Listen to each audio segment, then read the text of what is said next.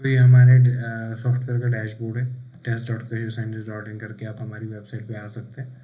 यहाँ पे आपको लॉगिन का ऑप्शन मिलेगा। अगर आपने अपनी अपनी प्रोफाइल नहीं बनाई है तो आपको पहले अपनी प्रोफाइल बनानी पड़ेगी।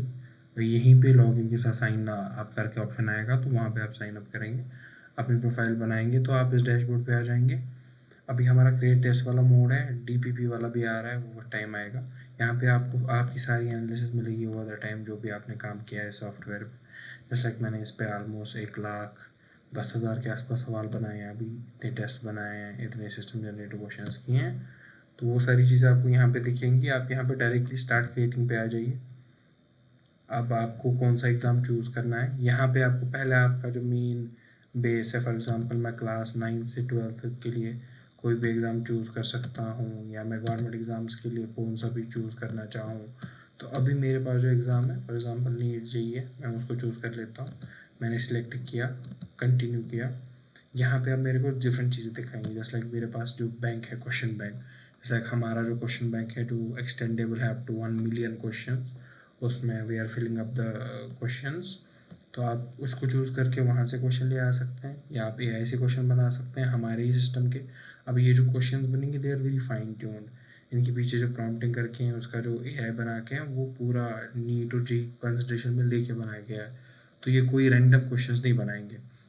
इसके साथ आपका मैनुअली भी ऑप्शन आता है, आप मैनुअली भी बना सकते हैं। तो will start with choose from bank वाला ऑप्शन। इसमें आप इंडिविजुअल सब्जेक्ट भी बना सकते हैं, कंबाइंड सिलेबस भी बना सकते हैं। मैं कंबाइंड सिलेबस टेस्ट बनाऊंगा, एक फुल सिलेबस टेस्ट बनाऊंगा नीट के लिए। यहाँ पे आप नंबर ऑफ क्वेश्चंस चूज़ कर सकते हैं, कितने आप रखना चाहते हैं। दिस इज़ होली सोली आपकी मर्जी। 50 क्वेश्चन आप मैक्स रख सकते हैं फिजिक्स के, 50 केमिस्ट्री के, 100 बायोलॉजी के। तो मैं नेक्स्ट करूँगा। यहाँ पे मुझे फिर सब्जेक्ट वाइज डिस्ट्रीब्यूशन दिखेगा कि पर सब्जेक्ट मेरे पास क्या हो सकता है।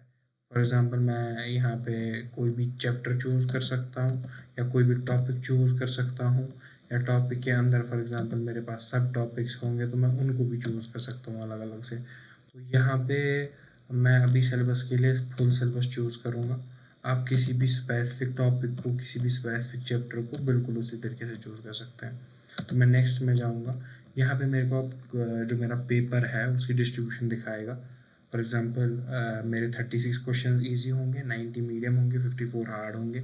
अब इजी क्या है, मीडियम क्या है, हार्ड है, डिपेंडिंग है कंसेप्ट बेसिस क्या है किसी भी क्वेश्चन की। अगर मल्टीपल कंसेप्ट इन्वॉल्व है तो हार्ड बताएंगे, इन बिटवीन एक लेवल है तो मीडियम बताएंगे। तो डायरेक्टली आस्किंग क्वेश्चन है या बेसिक न्यूमेरिकल टाइप क्वेश्चन है तो वो ईजी रहेगा। यहाँ पे आप फिर चैप्टर वाइज डिस्ट्रीब्यूशन कर सकते हैं किसी भी चीज़ की। यहाँ पे अभी हमने एक डिफ़ॉल्ट सिस्टम रखा है जिसमें आपको फिज़िक्स में सबसे ज़्यादा एमसीक्यूज़ मिलेंगे, या फिज़िक्स में ज़्यादा न्यूमेरिकल बेस्ड क्वेश्चंस मिलेंगे एंड ऑल ऑफ दोज। इसी तरीके से केमिस्ट्री का, इसी तरीके से बायोलॉजी का आप खुद से कोई भी फिल्टर लगा के किसी भी तरीके का क्वेश्चन बनवा सकते हैं, किसी भी तरीके का पेपर डिस्ट्रीब्यूशन रख सकते हैं। अब यहाँ पे मेरे पास क्वेश्चन सोर्स है, मैं चाहूँ तो सिर्फ PYQs रख सकता हूँ, NCERT एग्जाम्पलर, AI जनरेटेड, इन सब में कोई भी चीज़ मैं रख सकता हूँ। यहाँ पे मेरे पास डिफरेंट फिल्टर्स भी लगे हैं। मैं न्यूमेरिकल बेस्ड रखना चाहूँ, लॉजिक बेस्ड, थेरी, या कोई भी चीज़, मैं पिक फ्रॉम बैंक करूँगा, with in less than 2 minutes मेरे सारे क्वेश्चन बन जाएंगे। यहाँ पे ये सारे फिल्टर्स आपको दिख रहे होंगे। इन फिल्टर्स को आप चूज़ करके किसी भी टाइप का क्वेश्चन बना सकते हैं, just like assertion, reason, case based, speed based. आपके पास पूरे का पूरा पेपर है, no time, less than 1 minute भी मैं कहूँगा कि पेपर बन गया है। वो जो पेपर आपके सामने बना है वो आपको टॉपिक, सब टॉपिक, उसकी लेवल क्या है, उसके मार्क्स क्या है, इसकी एक्सप्लेनेशन क्या है, सारा यहीं पे दिखाएगा। लेट्स कंसिडर कि आपको ये क्वेश्चन जो है ठीक नहीं लग रहा है, आप यहाँ पे इसको चेंज कर सकते हैं, बिल्कुल उसी चैप्टर से, उसी टॉपिक से, उसी चीज़ के आसपास आपको क्वेश्चन यहाँ पे दिखेगा। आप इसको भी, ये नहीं भी लग रहा है, जितने भी आप चेंज करना चाहे उतने क्वेश्चन आपको चेंज हो जाएंगे ओवर द टाइम, जब तक आपको अपना क्वेश्चन लगता है सही नहीं आ गया, जो भी आप चाहते हैं वो यहाँ पे आ जाएगा। देन आपके पास इवन मैनुअल ऑप्शन भी है, आप किसी भी न्यूमेरिकल वैल्यू को चेंज करना चाहे, ऑप्शन को चेंज करना चाहे, एक्सप्लेनेशन को चेंज करना चाहे, टॉपिक या सब टॉपिक को चेंज करना चाहे, वो सारी आपको मैनुअल चीज़ भी यहाँ पे मिलेगी। आप ऐसे ही करके हर एक क्वेश्चन को देख लेंगे, आपके पूरे 180 क्वेश्चन जो है एक बार जब पूरे पेपर को देख लेंगे तो यहाँ पे आप क्रिएट टेस्ट करेंगे।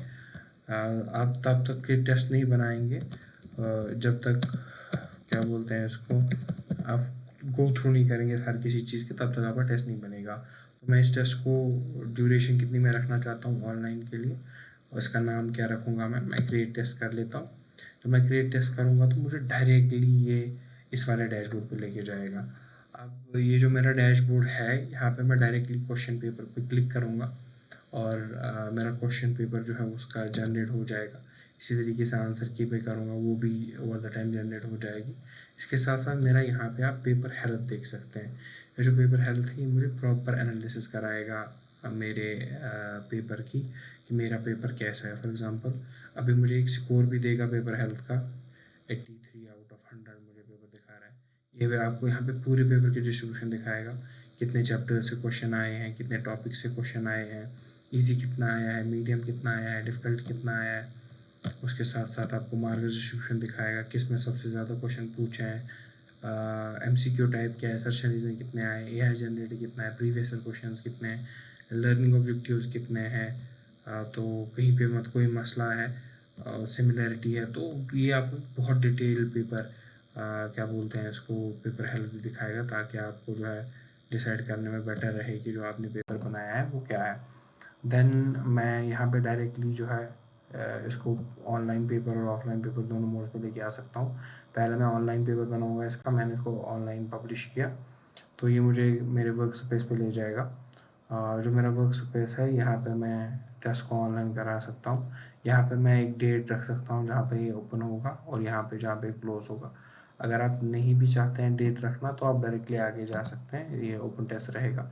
यहाँ पे आपको दिखाएगा सारी चीज़ें, आपकी डिटेल्स आप कस्टमाइज़ कर सकते हैं उन डिटेल्स को। क्या आपका जो स्टूडेंट है उससे आपको क्या क्या डिटेल्स लेनी है, उस हिसाब से आपका टेस्ट बन जाएगा। यहाँ पे आप पब्लिश ऑनलाइन एग्ज़ाम करेंगे तो आपका ऑनलाइन टेस्ट जो है वो बन गया, इसकी लिंक बन गई, आप डायरेक्टली अपने बच्चों के साथ शेयर कर सकते हैं। यहाँ पे फॉर एग्ज़ाम्पल आपको डिटेल्स देनी है, मैं अपनी पर्सनल डिटेल्स दे देता हूँ यहाँ पे कुछ भी अभी। तो यहाँ पे आप एग्ज़ाम कंसल्ट दे देंगे, I have read the following statements, ये करके आपका जिस तरीके से एग्जैक्टली नीट का पेपर होता है, जो ऑनलाइन फ्रेम रहता है नीट के पेपर का या JEE के पेपर का, उसी फॉर्मेट में आपको यहाँ पे कोई भी क्वेश्चन मिलेगा, स्किप एंड नेक्स्ट ये उसको उस जोन में डाल देगा।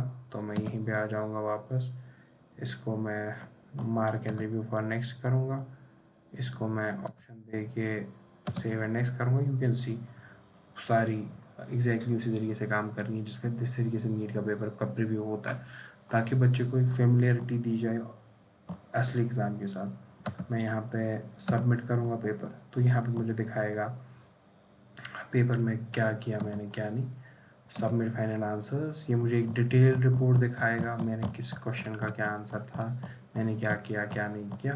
तो मैं बैक जाऊँगा, ये मेरा ऑनलाइन मोड हो गया। इसी तरीके से मैं बैक जाऊँगा अपने डेस्क पे, तो यहाँ पे मैं क्वेश्चन पेपर को डाउनलोड करूँगा, just give me a moment.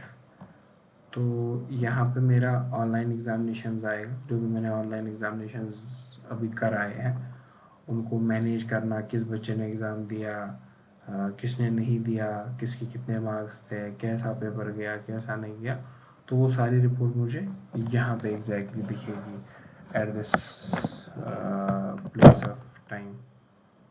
मैं ऑनलाइन एग्जामिनेशन पे क्लिक करूँगा, my internet is a bit slow अभी।